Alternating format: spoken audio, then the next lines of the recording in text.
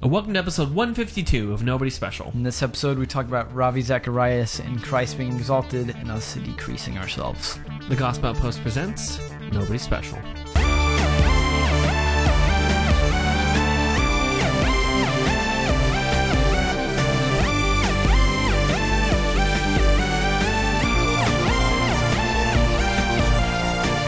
Hey everyone, welcome to Nobody Special, two Nobodies talking about the somebody who matters.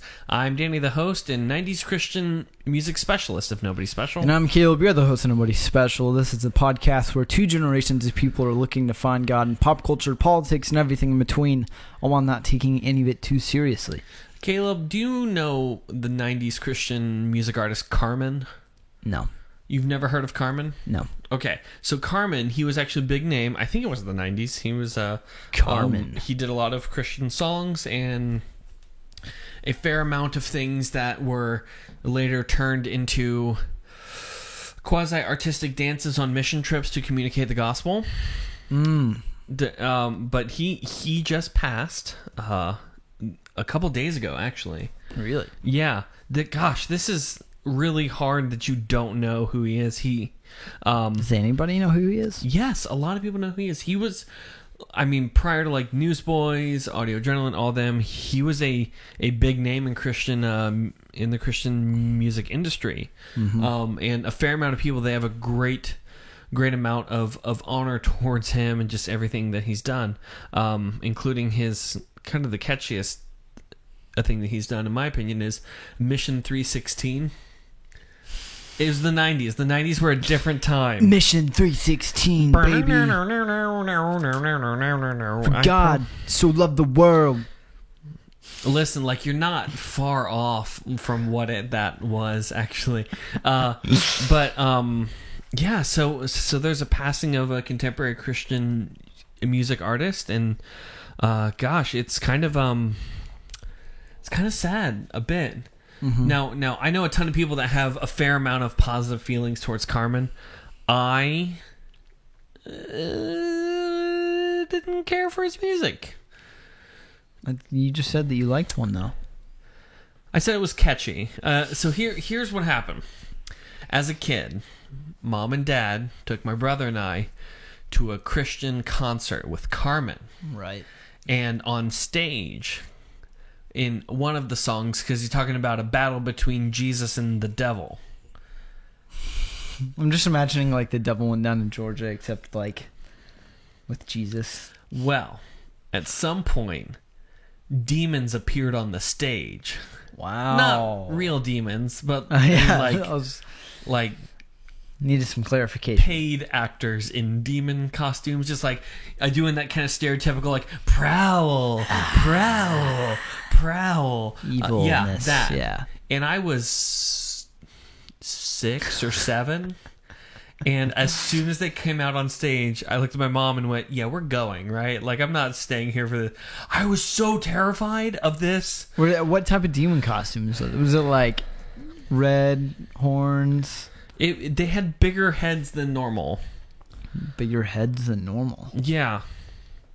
They were like, the only thing I know how to describe it is a movie you haven't seen. Do you know Ernest Scared Stupid? No. Okay. Wow, we're really just going on a Google train here. Kind of a troll type of appearance. A troll? Kind of similar to the trolls from Ernest Scared Stupid. Sorry, I'm pulling one up. Gosh, those are weird too. But they did have kind of a feel of the trolls from Ernest Scared Stupid. Interesting. Go ahead and put this up on the screen. I guess you're editing this, huh? I guess, yeah. Yeah, they kind of had that feel, but they were just like prowling around trying to find people that they can kill or something like that. And I was just like, nah. That seems like a weird highlight. Like this. For a Christian pop show. Well, it wasn't like pop. It was kind of dramatic storytelling to music.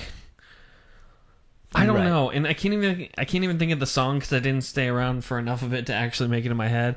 But like from that moment on, I was just like, I'm a hard pass on Carmen. I'm sad to see him go, but yeah, I genuinely have never heard of him. And I'm not saying that in any bad way. I You genuinely should- have never even heard anyone's name Carmen. You should That's not check true. out his work with the understanding that the 90s were a different time. Yeah, they were. You know?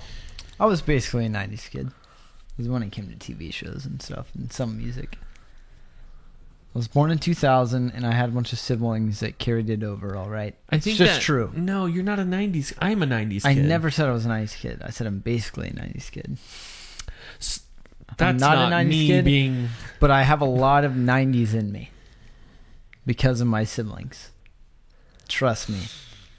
I'm not like saying that's not true. I just think like, I don't know about that, but yeah, he was in the 90s. I don't check need out to his be. stuff. I don't have Go an check out ego Carmen. about what decade I was in. I I'm a was 2000s 90s kid. I grew up on 90s cartoons. Name a 90s cartoon. Gargoyles, Teenage Mutant Ninja Turtles. It's not a cartoon, but all the Power Rangers. I loved them. See, I had that in my life because it was replaying during the time that I was growing up. It's just a fact. But you weren't But there I'm not live. a 90s kid. You I weren't there agree. during the spectacle that was the episode of Power Rangers that they put on prime time because they were introducing the new. I'm not. The more I talk, even the more say it's it. just gonna. Don't even The new they got new robots and they put it on prime time, and I was so stoked to watch Power Rangers on Friday at 8 p.m. But for the this big 90s event. Teenage Mutant Ninja Turtles was the best one. Absolutely. Teenage Mutant Ninja Turtles. Absolutely. No, I'm all about that. They were fantastic. Oh wait, no, that's the wrong one. Born by the cone of the martial arts. No, you got it right the first time. Someone else. You got it right the first Isn't time. that the same one, actually? Teenage Mutant Ninja Turtles. Teenage Mutant Ninja Turtles. I think it's the same song. Heroes in actually. a half shell. Turtle power. Yeah. Okay. We were I talking don't about know. Carmen, though, so there's so many sorry. different. Yeah, we just. Got So anyway, that's kind of a piece of my childhood fears has passed to be with the Lord, and I'm having a lot of mixed emotions about it.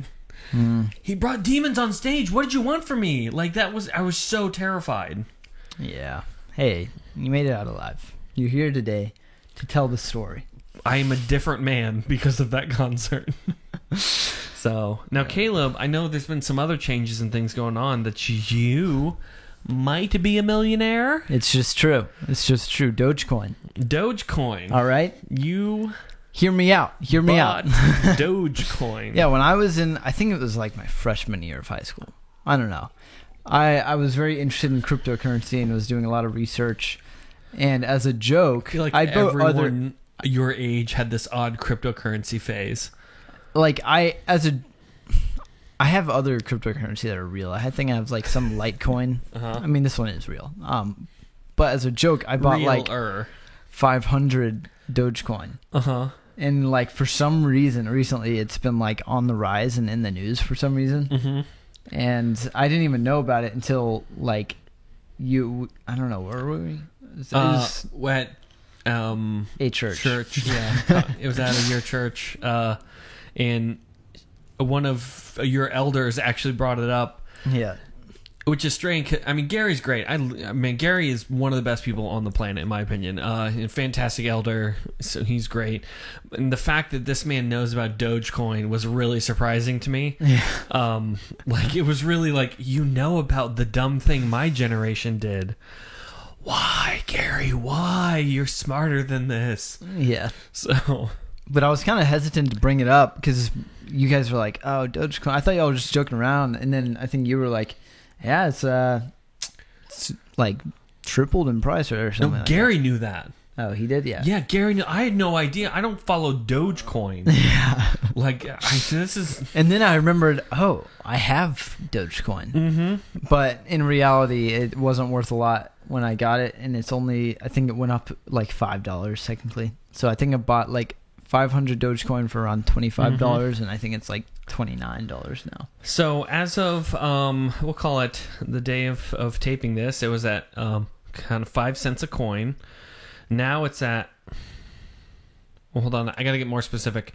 As of the morning of taping, it's at 5.1310 cents per coin. Mm-hmm. And now it's at 5.7349 cents What per did it coin. spike as today? What is the highest point? 6 whole cents. So you have 500 of these, which is still like... Wait, what? Hey, that's actually better than I thought. Yeah. So why did you buy Dogecoin?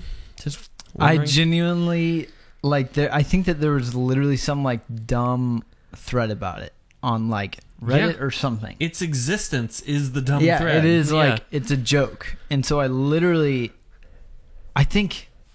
know why I bought it, but I did. Mhm. Anyways, on eBay, I remember specifically. It was When like did you buy it? it was like I want to say it was, I don't know, to be honest, maybe my like freshman year of high school. Is I it like remember 2016 or what is that? It might not have been 500, but I remember spending like $25 on it.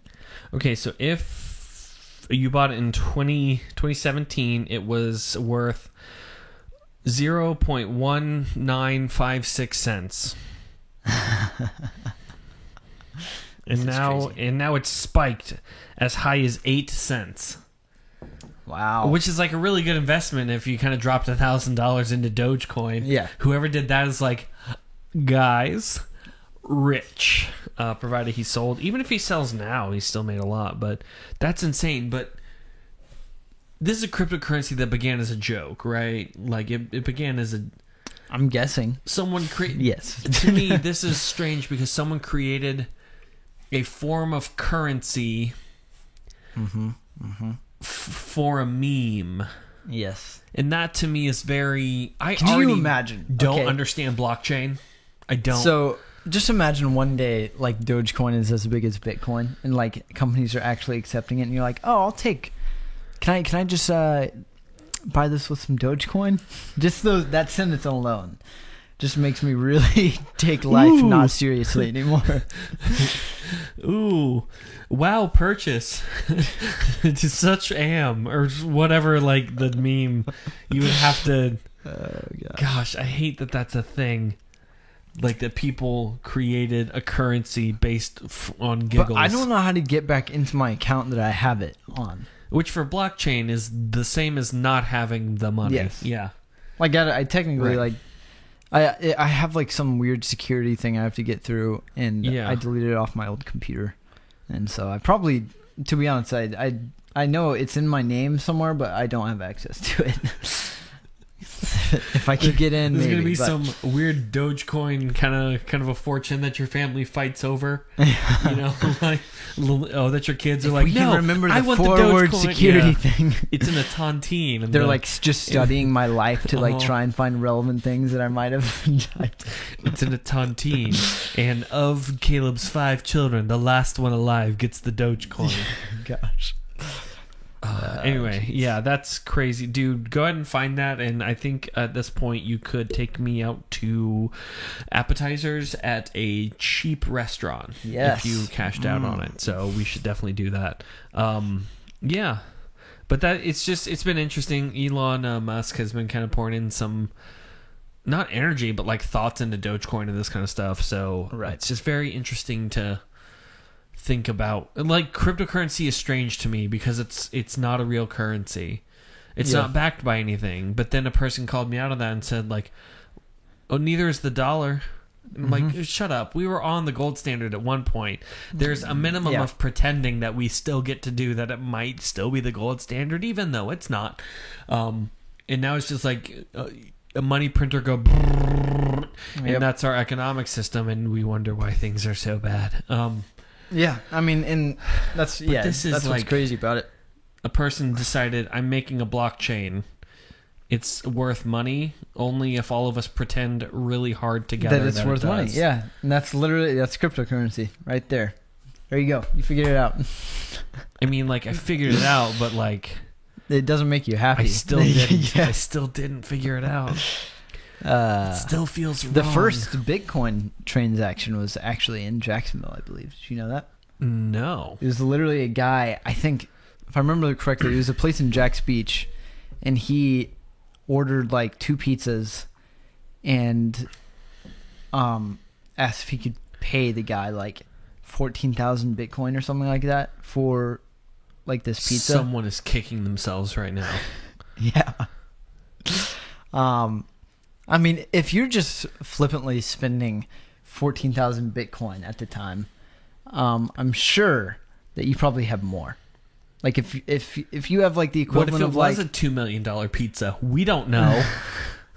the most expensive pizza ever bought. It's not gold flakes. today's It's standard. just gold. I think it was literally just like a Papa John's or something. I don't think it was any pizza place, but maybe not. But yeah, I heard it was in Jacksonville. That's worse. That's worse if it's like the meat lovers, though. So, Yeah. well, it certainly is a strange time. Strange banter, all that. Oh, you're looking up the first Bitcoin transaction, which means I have to keep monologuing about something that I literally know nothing about. I do know, though, that the history of Bitcoin actually has a fair amount of intrigue to it, because there's like millions of dollars in Bitcoin unaccounted towards, or that can't be spent. Oh, here it is. Because they The can't 80 million find, pizza order. They can't find the blockchain access code or something. Or, yeah, it's being hidden, so, yeah. Yeah. Marks the 8-year anniversary of the first Bitcoin transaction in which a Florida man paid for 2 pizzas with cryptocurrency. The day has become a part of folklore, not because of the transaction, but because more of the price that the man in question paid 10,000 Bitcoins, which today is worth is $80 million for 2 pizzas at Papa John's Pizza. That's freaking great. That's terrible. That's Sometimes awful. I just know that God is sovereign and that was just a joke. That was just his joke on telling us how worthless and crazy all of money is. That guy can't ever go to Papa John's again. Like, there's no way. Oh my gosh. I wonder where he is today. Like, I wonder what he's doing. He's in his 2-bedroom apartment, never eating Papa John's again, because he sold all of his Bitcoin, for extra pepperoni. He's never, he's never gone to Papa John's again. As soon as it spiked, he went, "That's all right, okay, it's I'm fine. fine. It's fine." So, well, Caleb, on a typical episode of Nobody Special, if the banter tends to be our longer section, it's because we super don't want to talk about the other thing. Amen. And there isn't a real good segue? Come on, you can think of a segue. Not for this, buddy. Yeah. Not sure what I would do. So, Ravi Zacharias, who is a famous preacher, he has his own ministry organization. He, back in 2020, right? It was around then, I think. He had a bunch of sexual allegations come out towards him, which is already unfortunate. And it's hard because he's a beloved person by a lot of us who we have learned a lot from. Mm-hmm. But it turns out after his death recently, they have been confirmed and investigated to be true. Right. And there's a lot.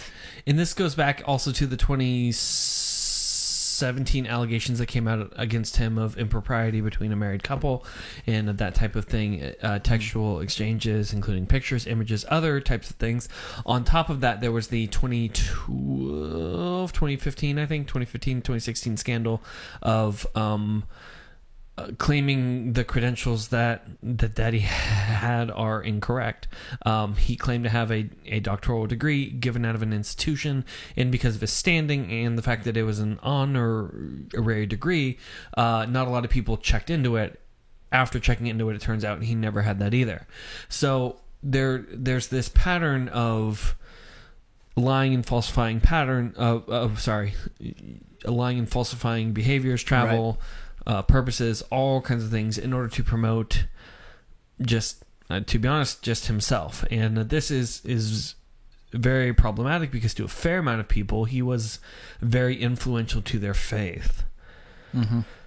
I know the radio stations in town, at a minimum, they were also they care or or the parts of them that were a moment of apologetics by Dr.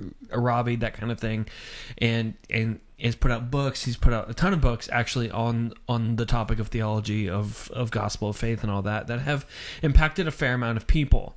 Right. And now at this point, all of us are just kind of standing and going, what happened? How do I handle this? And where do we go from here? Right. This kind of stuff does occur from time to time in the Christian world, and this I don't know why, but this one hurts more. I think it hurts more, at least from my perspective, because he's dead now, mm-hmm. and he never confessed it. And I think like that is what really makes it like I mean, a lot of people don't really ever confess it until it comes out, but like right. He just never had that chance. And the fact that these allegations had already come out and he didn't confess, like there's just mm-hmm. like that to me is just kind of like eerie in the sense that mm-hmm. this person that a lot of us trust and have learned from, and I don't really discount like the Spirit still moving through him. All right. Like I still mm-hmm. think that that's a thing. That even though he might have been, or he was, not might have, he was acting in sin. I still think that like God can choose to speak through whoever. And, sure. And like, that's what's just difficult about it, is that like, I feel like it makes us start to question, like, things like that, mm-hmm. like whether God can speak through someone who's actively committing sin, mm-hmm. and not just like any sin, but sin that has a lot of like earthly consequences to it, mm-hmm. and is very deep and painful wounds for a lot of people out there nowadays, Right. I mean, every time this stuff comes up, though, the question I find myself asking is, okay, what occurred that it got to this point? I mean, to do the things that he did at a point, there must have been people trying to cover it up, trying to skirt the issue, trying to do all these things to just keep this person protected instead of the actual gospel presentation and gospel message. Now, the is this a case of the board did know about it, the board didn't know about it, and at what point did this become more about trying to protect the individual mm-hmm. instead of trying to proclaim the gospel? Right. I mean, the things that the man is accused of doing aren't things that a person wakes up and just does one day. It's a thing they grow into. Kind of the same on all of us and all of our mm-hmm. own struggles. It's not a thing that all of us just kind of get up and go, I'm going to use all the cussing I can today and in this moment, and then you just say every terrible thing that you can think of. You kind of dip a toe in and get a little bit further, and then dip a foot in and get a little bit further, and then the next thing that you know, it's gone way beyond anything that you ever thought it could have been. But in this case, though, there are people that needed to have been in place to hold him accountable, to not just give the appearance of accountability, but actual accountability. And even as a couple of people spoke up, instead of being willing to hold a person accountable, boards, other people, they chose to punish the person trying to hold him accountable. Mm-hmm. And I think that, that's one of the more problematic yep. parts of this is the cover up. Yeah. I think that, right, like that's what's so crazy about it, is that, it's not only unconfessed, but mm-hmm. it is intentionally being covered up because, like you said it mm-hmm. perfectly, they've lost sight of the gospel. Right. And it is no longer the most important thing. mm-hmm. And when that happens, when you ultimately take your eyes off God, mm-hmm. and it's a scary thing that he's able, I think, to fake, because he is very knowledgeable as mm-hmm. well. And I don't doubt that he still believes the gospel and believes stuff like that, but you can still, like, I do it every day, like I can still take my eyes off Jesus and be a believer, like And I think that, I don't know, it's heavy because, like trying to cover up something is just like a whole nother degree of just not even like trying to not even acknowledge your sin and not act like it's an important thing. Right. And putting him, like you were saying, putting him as this pivotal thing instead of Jesus. Sure. And as more and more of these things have come out, people have started to rethink the model of the pastor who is an influencer, who is kind of a top tier celebrity kind of thing, just because of the power dynamic and structure that it puts in place just by the nature of its being. People have started to think through, is this even a good or biblical model? I mean, as I'm thinking through it, the answer I get to is no. The answer isn't a pastor specific, and I've been open. I am more critical of pastors because of my role as a pastor.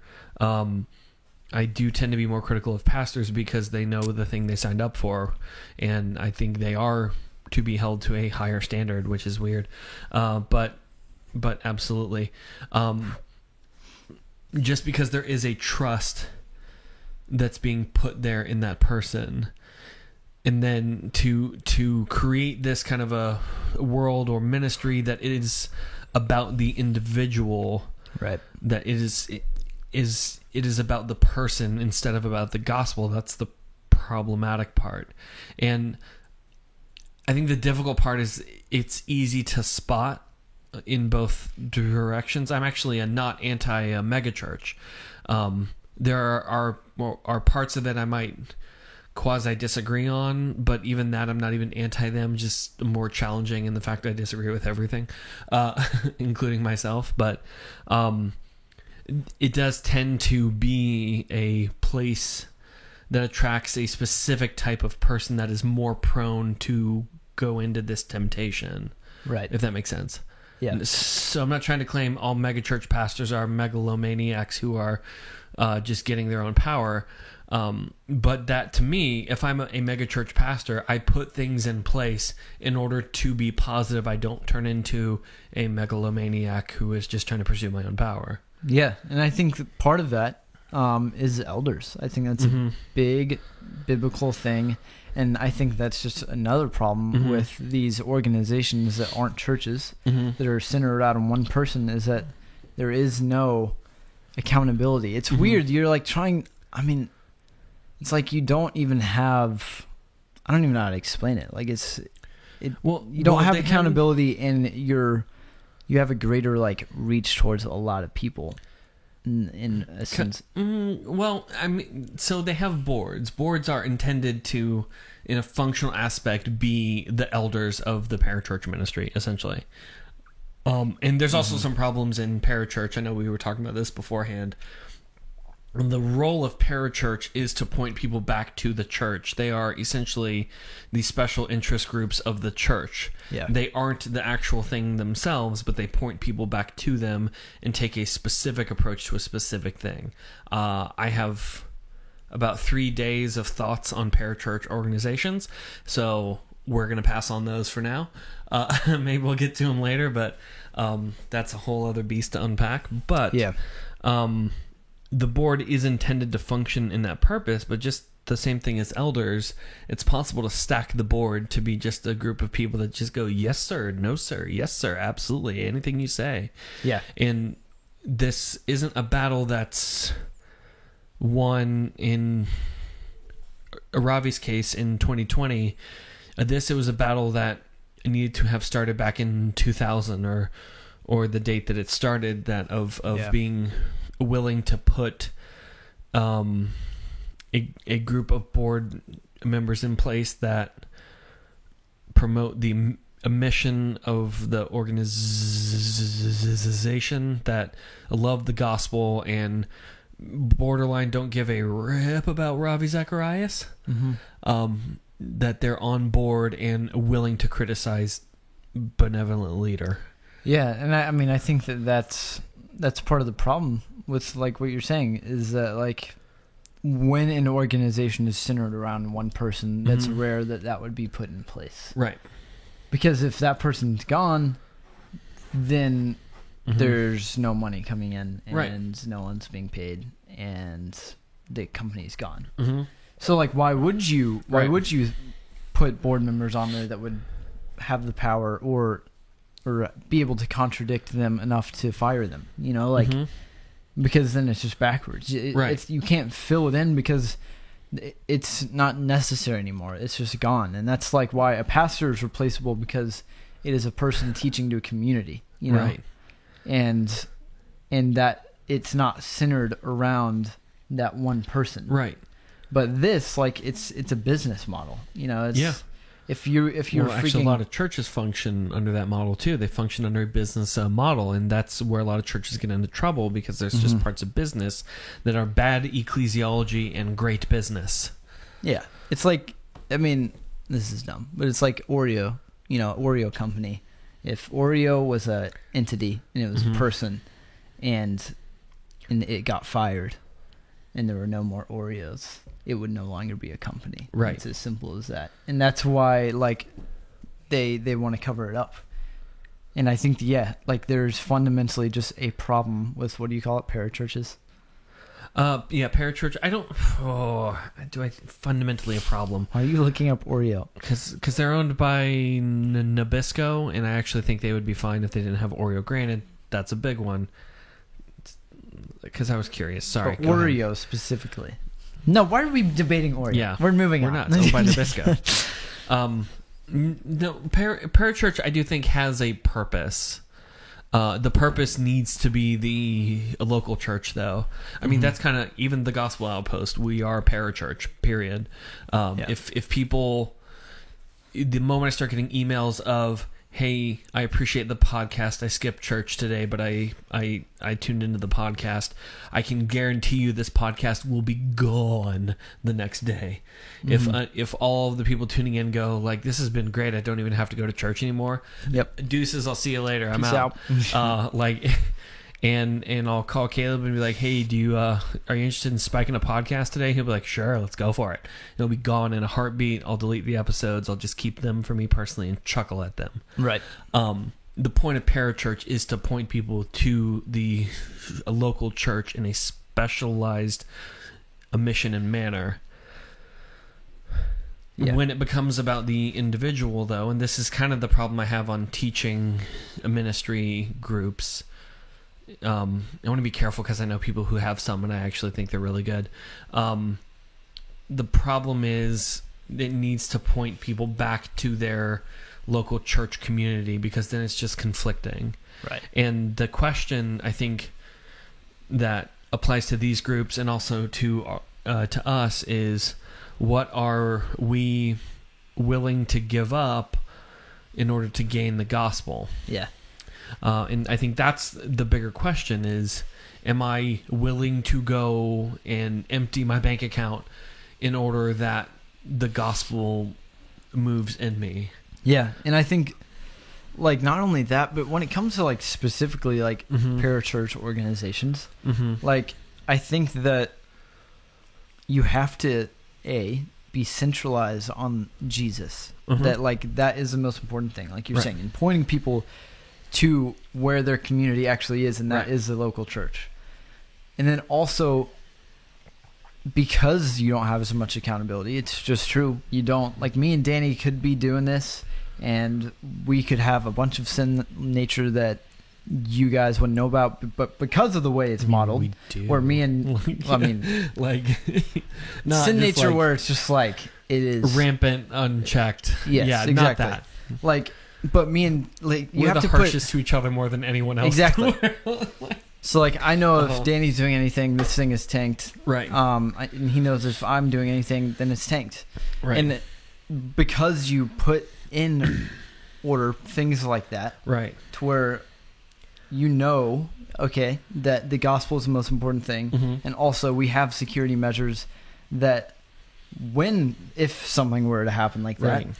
then, like, the gospel is the most important thing, and we don't need to be doing this if Right. we're not focused on Jesus. Right. And I think part of that part of the reason that it doesn't work out a lot of the time is because there is no security measure, like especially with a bigger place like that. Not only that's what's difficult about it. It's not only does Ravi Zacharias have to have the mindset of like, if I'm not focusing on Jesus, then I'm out, but the whole staff does, and that's where it gets hard, is because that's their job, their livelihood, and yeah, you know, even if you hear about it, you're like, well, actually, I mean, $60,000 salary sounds pretty good, so I'm just gonna zip it, you know. Like, I think that's a natural response that a lot of people would have, right? And it's sad. I've been like personally blessed, and you kind of talked about it a bit, that if either of us, you know, this is the thing that both of us talked about at the beginning, if either of us start getting to this place of engaging in things we know to be against the glory of God, and unchecked and not willing to budge on it at any point, either of us are able to go, then we're done, and then it's done. Right. And that's part of the agreement that's been at the beginning of this. And as far as the other end, the blogging, that kind of stuff, if I go off the rails, I've also been blessed by a pastor that will fire me for the sake of the gospel. Right. And as conversations come up just in passing of it is better that I be fired, taken out of the job I'm in, made to be nothing, not to protect the other people in the church, but to protect me. Yeah. That if I'm in a job and I'm doing things counter to the gospel, then I need to be able to get to the place of nothing in order to grow in the gospel again. Right. And I think that's the more important part of going, my job, my income, my podcast, my blog, my anything else isn't worth trading eternity for. Right. And if I'm coming at on that perspective, then not even my ego is worth trading to gain personal glory today in exchange that I don't get eternal glory forever. Right. Forever, I mean, like, as far as the math goes, it's just it's not, it's incalculable, the trade-off that people still decide to make. Right. So, and I guess the other part is the blatant spiritual abuse of this, of trying to keep people quiet by trying to claim that if anyone says anything, then thousands of people are going to be affected in their faith, and then praying with the people that he did things to, that God gave them this opportunity together. And that to me is just abhorrent. Yeah. Because I've kind of come to the conclusion that truth will be found out at some point. Yeah. And it's not a controlling the narrative thing, but a case of truth will come out. Am I going to be the person that gives it? Or am I going to be the person that it's told to, and I have to deal with it? Right. Yeah. And it was Count Zinzendorf that said, preach the gospel, die, and be forgotten. Right. And there's a simplicity to that I kind of enjoy, of it's not about you at all. Yeah. And throughout all of this, there's this need to take us out of the equation in order that God could be glorified. There was a part of scripture in John 3 that this was actually a problem John the Baptist had been going through. It's 3:25 through 30. Do you want to give it a go? Now a discussion arose between some of John's disciples and a Jew over purification. And they came to John and said to him, Rabbi, he who was with you across the Jordan, to whom you bore witness, look, he is baptizing, and all are going to him. John answered, a person cannot receive even one thing unless it is given him from heaven. You yourselves bear me witness that I said, I am not the Christ, but I have been sent before him. The one who has the bride is the bridegroom. the friend of the bridegroom who stands and hears him rejoices greatly at the bridegroom's voice. Therefore this joy of mine is now complete. He must increase, but I must decrease. So this is one of the funniest things that happens in John. Mm-hmm. I mean, in the Gospel of John the Baptist, from the very beginning, he's pointing to Christ. Right. And there came this point that they're just having a conversation over purification and this kind of stuff. And John's disciples come and say, like, the one who you said was coming, he's baptizing more people than you. Yeah. Should we go make him stop? Like, essentially, like, he's becoming more popular. And John the Baptist fires back, like, that's the point, goofus. Like, that's why you're not number one around here. Dang, I mean, bruh. he kind of says that. But, you know, he said, like, that's the point. I'm not the groom. I'm the friend of the groom. Right. You know, it would be the same thing as if in a wedding, one of the groomsmen stands up and be like, we haven't really taken enough time to honor me here for being third string groomsman. Like, Yeah. that would be insane. He would cease to be a groomsman. Like, hey, bud, it's not your day, you know? Yeah. But their job is to stand by the groomsmen and elevate the groomsmen. Yeah. Right. So to stand and say this, it should be about us. I actually think John the Baptist has a good point of Christ must decrease and Christ must increase and I must decrease because my joy is complete in him. Right. And it's such a different mentality to take Mm-hmm. as far as our posture to the things of the world. Right. I think I think John the Baptist is genuinely one of the greatest examples for like the everyday Christian. Mm-hmm. I mean, just any Christian, not everyday Christian. In the sense that like that is our job. It is not about us. Like John the Baptist genuinely, he obviously from this, like he just wants to point to Christ. That it's not about him. Right. That he is preparing the way for the Lord, that people may know him. Mm-hmm. And that is our job. You know, we are not meant to be the point. We are not meant to be, oh, what a great preacher. But hopefully people are like, oh, like that. I just learned so much more about Christ. You know, like Right. that they wouldn't see us at all. And I think that it's been difficult in today's like Christian culture because we do elevate the preacher. I mean, that's just what we do. And I think it's natural because it's the person talking in front of us, you know? Mm-hmm. But like, I think that it would be a great challenge that like, what if you viewed your preacher, your pastor as not this person that is awesome and great and like perfect, you know, but truly like listen and learn of what they have to say, but know that they're not perfect, and know that they are a sinner just like you, Right. and that just try and find what God is trying to tell you in what they're saying, and that can be the hardest thing sometimes to do. There's an odd balance between, you know, honoring the pastor and deifying the pastor.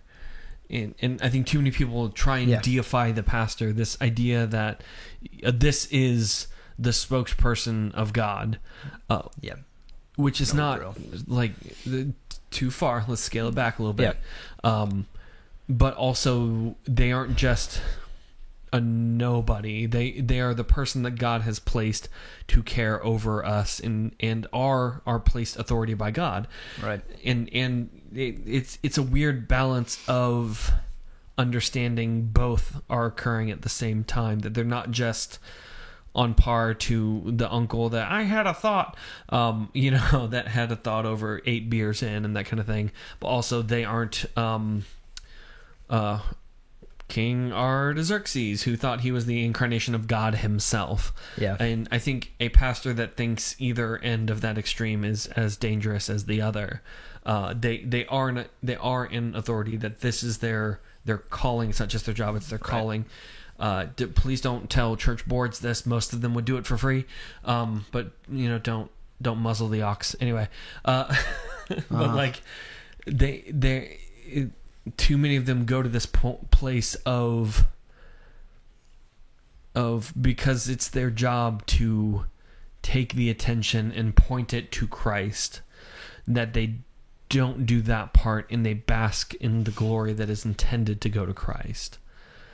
But even kind of beyond that, though, I don't think that's just a pastoral thing either. This is a problem all of us go through of we need to decrease in order that Christ increases. Right. I think most people are out to build their own following, build their own, accounts on Instagram, on TikTok, on all these things.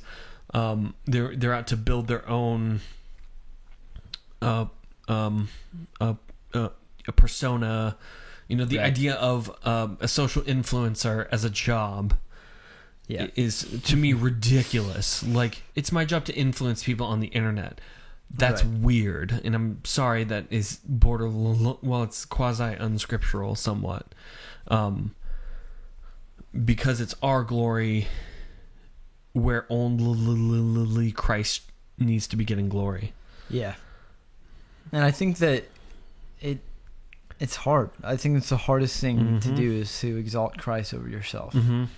And we've talked about this before many times, but I mean, it's just true. It is, and I think that, like, for a lot of us, it's not like these big things that happen that like all eyes are on us. But I think for me, like, a lot of the times, it's hard to accept compliments in a way, because there's this weird like social tension of,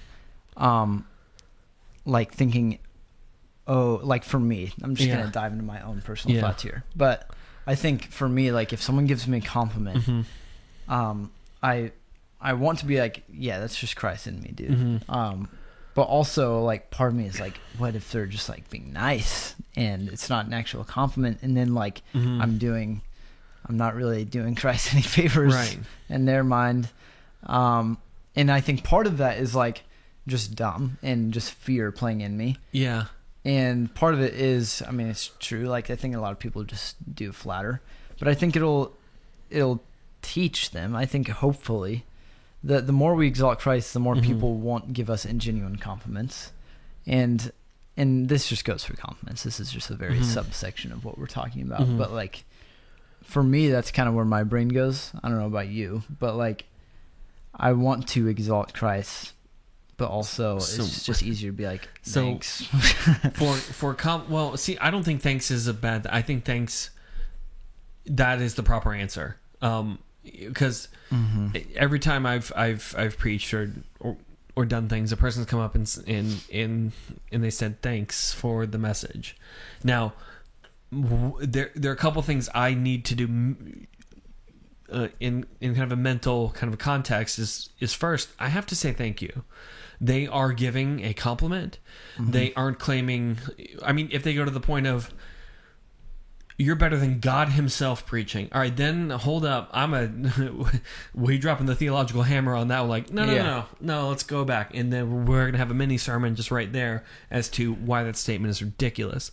Right. But to be honest, the thing I'm doing in my head is I'm tearing apart every single thing I have said to determine if it was good or not. I'm in my own head, and if I stop and they go, thank you so much, I can't stare at them and go, well, I thought the third point didn't have the kind of movement I was going towards and all that. Right. But I also can't go, no, it's not me, it's God, because then it's almost condemning them that they're giving gratitude.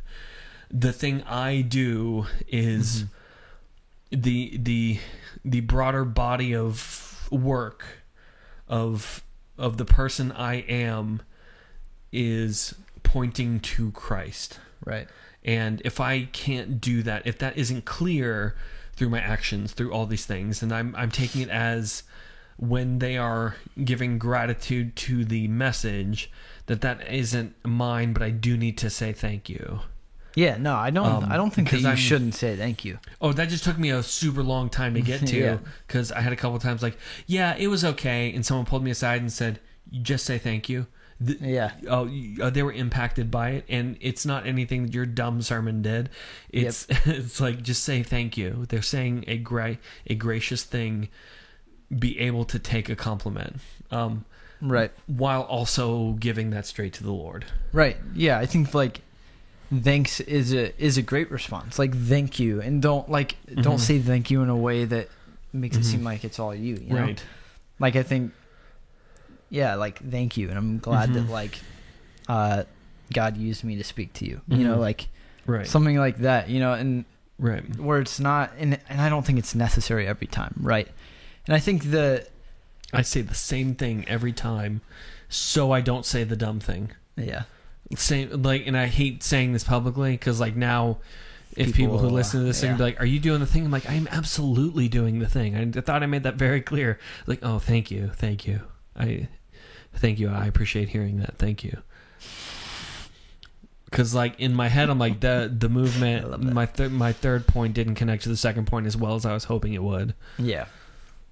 But I think more so than just like compliments. Obviously, it's like I was saying earlier, it's just like a small section. But like, what are you doing in your life to like point to Christ? And I think for a lot of us, it's like our social media, which is just so difficult again because it's just based around you. Like, it just is. But like, I think a huge challenge, and this is, I don't even know. That's part of like why I'm asking this question and also challenging others. Like, what can you be doing in your life to exalt Christ more, and to make not just exalt Christ more than yourself, but to make yourself disappear more as well? And I think it's a tough thing that, like, in today's culture is just so, it's very countercultural, you know? I don't think it's necessarily speaking of disappearing, though. I think the image of me disappears when the face of God works through me. That when they watch me do things, they are beholding Christ doing things. Not that I am Christ, shift of but Christ focus. in me. Yeah, it's that the image of me decreases in order that the glory of God could come through me. That's kind of the thing they're even bringing up in John. Is it's not that the teaching of John the Baptist is bad. It's that if they can't notice Christ in the message of John the Baptist, then John the Baptist isn't doing it right. If people are talking to him and they don't gain an encounter with Jesus Christ, then they haven't communicated what it is they're trying to do. Especially for social media, my standards on this have been, for the past 3 years, very low, in that just post food again, and that would be a step up from the dumpster fire of what we're doing out there. Yeah. Can please stop posting the pictures of God hugging Donald Trump with the Constitution? No. It's tacky and gross. I didn't even know it was a thing. There's so many weird things, like... That's great. We have to, because then it becomes about Donald Trump instead of about Jesus Christ. And if I get to, and this is not how heaven operates. If I get to like the pearly gates and there's 2 doors, and one's the Donald Trump door and the other is the Jesus Christ door, I need to tell you, it's not a choice. Like, it's just not. The Donald Trump door is just one that you see in the corner of your eye while you're walking into the Jesus door. It's like, I don't even notice it. It's like, but it's huge. I'm like, it's not though, you know. Yeah, that's just that's a whole nother thing that gets under my skin. Freaking tying Jesus to political. I mean, and it's something that is freaking. It's a bipartisan problem. It is, but it's been a problem since the beginning of the freaking earth. Like, literally, I mean, in the Gospels, they think the Messiah is going to be this military leader that's going to take over the Romans physically. Palm Sunday is... I don't know why we celebrate it in churches. I don't. Are we going to talk about this closer to Palm Sunday, or am I just getting into it now? The palm branches were a political statement because they thought Jesus was coming in to be like, Rome, get out of my city. I'm the real king. Which, like... There was only 12 of them. What were they going to do? None of them were armed. You know? He's going to take on Rome. Like, what? I don't know what the expectation is, but by putting the palm branches down, they're saying, like, this is our real king. He's going to march up there and be like, this is my town. And then what? And then what? Yeah. I don't know why we celebrate Palm Sunday. But I never even knew what Palm Sunday was for. To be honest, I'm just going to, like, to this day, I still have no idea. That is, like, the most it's been explained to me. That's, it's a political statement. Wow. It's a triumphant entry of Jesus into Jerusalem, followed immediately by a massive turning on him when he didn't do the thing they wanted. Yeah. Oopsies. But yeah, I mean, like, going back to this, I think, like, the natural point of this, and tying it back to Ravi Zacharias, is when you take your eyes off Jesus, and when he is not exalted in your life, you're not exalting him, things are just, it's not the way it should be. I mean, I think that is just the only way to put it, that, like, we need to have an effort of putting Christ forth and in keeping our focus on him, in order that our sin will be continued to be cut off and that more will get to know Christ. Right. And it's not easy at all, but it is better if at the end of a person's life that they be talking about the glory of Jesus Christ instead of all the nice things Danny Burton did. Mm-hmm. Granted, they won't be talking about that anyway, but that's a different problem altogether. All the nice thing Danny did. Right. It is better that they be praising Christ and praising him instead of praising my name, because my name doesn't get people into heaven. Yeah. But by the name and the blood of Jesus Christ, people are ushered into eternity. And if I start to think I've done anything to earn that glory, then I've created an idol out of myself. Yeah. And idols will be smashed one way or another. Yeah. God, that's like my theme of the year's idols must be smashed. Yep. So, in one way or another, idols must be smashed. Yeah. I mean, that's what I'm genuinely, like, been praying for in myself and just others, is that we would have a genuine shift of our eyes are just on Jesus. Mm-hmm. And that everything else would lose its value, and that we would smash our idols, and that it would just be Jesus in the end. And I think that, like, I just hope that will be true for myself one day, and true for others, that, like, that we can genuinely focus on the beauty of Jesus Christ and just, like, long for his presence in our lives, right, and in others' lives. Well, this topic, I'm sure, has a lot of people in a lot of different ways and are still processing all of this. To anyone that's ever been hurt by any kind of abuse, spiritual abuse, sexual abuse, physical abuse, emotional abuse, any of it, please know that there is still a God that cares about you despite the mess of all the stuff. God is still a glorious God. Right. And even when we don't understand, we know that God is still good. Right. Which, man, some days it's easier to believe than others. But the better part is God takes broken things and dead things and brings them back to wholeness and brings them back to life. And any pain that all of us have endured is temporary, because one day we will be in eternity with Jesus Christ. So I understand that this has been a difficult topic. Even going through the documents to prep this, Caleb and I stopped reading because we just couldn't. But I know that one day I'll be standing in the arms of the Father, and this won't matter, which is a weird thing to think about. But in the meantime, what are the challenging parts to you of being able to decrease in order that God may increase? Do tell us. There's a few different places that people are able to tell us their thoughts. Caleb, what are they? You can go to thegospeloutpost.com/nobodyspecial, where there's a form where you can ask us questions, tell us your thoughts, or say hello, whatever you want. And also you can find us at Nobody Special Podcast on Instagram and Facebook. And you can do the same there. You can DM us or comment. We'll see it. And also on YouTube, you can find us if you want to watch our faces. And if you want to comment there, that's ones another we way got. to contact us. Mhm. So we love hearing from you guys. We love hearing what God is doing in your life.